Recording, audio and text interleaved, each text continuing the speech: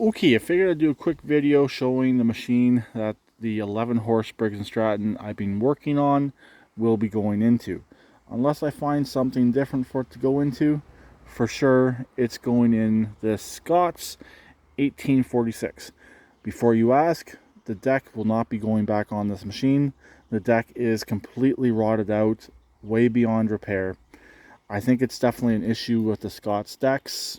So yeah, machine will not be getting a deck. It will be strictly a yard tractor. And yes, I did try and track down a deck through a few different Facebook Marketplace posts, people selling decks for Craftsman's, MTDs. I did ask if you by chance have a Scott's, and besides laughing at me through the messages, they basically said no. These decks for these machines are pretty much unattainium. So this machine will be strictly a yard tractor, which it will be decent at doing that. It's in overall good condition body wise. The paint's actually not too bad on it, and it currently has a smaller engine than it came with from the factory anyways. This is a 14 horse John Deere Kawasaki. This engine will run, but it needs carburetor work. The carburetor is very bad on it. Unfortunately, I don't think I have any Kawasaki parts kicking around. The last Kawasaki parts I had actually gave to One Pug Life. So I'm kind of out of luck on Kawasaki parts, primarily carburetors. Hopefully I can find a carburetor for this reasonably cheap, and we should be okay to reuse this engine. The plan is to reuse this engine in my Noma. My Noma currently has a Kohler, I believe a 14 horse, but the engine's charging system is bad, and potentially it'll be cheaper to get this engine running than it would be to get the parts to fix that engine. Also, I made a discovery. This engine is already set up to have the 2 wires coming off the stator for the charging system, and this machine has the 4 wires. So it would have the 2 charging system wires, the kill wire, and a wire for a backfire prevention solenoid.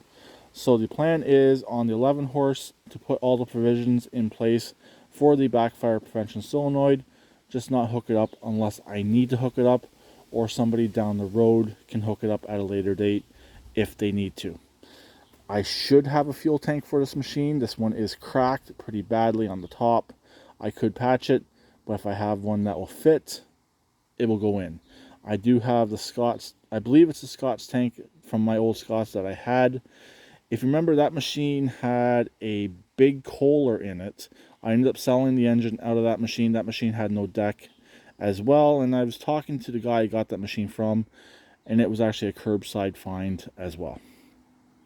Really, all this machine needs to roll is either that casing fixed or replaced. I was originally going to put the ones from the Murray on the front of this, but if this one's in decent condition still, I'll definitely fix it.